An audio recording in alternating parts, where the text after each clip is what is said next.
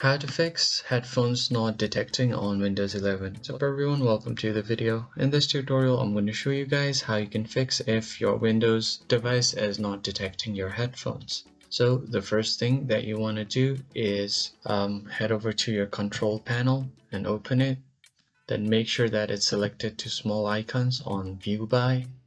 And then from here, click on System.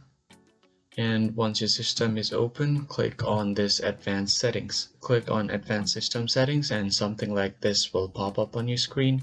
And then you have to go to Hardware and click on Device Installation Settings. Now make sure that it's selected on Yes and then Save Changes. Then you will have to click OK. Once you do this, you can close your window and then close everything.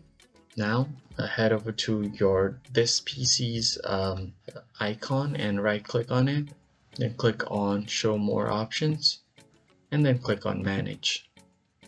It will open up your computer management, and from here you can go to Device Manager and just scroll down until you see Sound, Audio and Game Controllers. Click on this drop down, and from here click on Display Audio, just right click and then Update Driver. Search automatically for drivers and it will search for it, and if it says the best driver for your device is already installed, then that means you are good to go.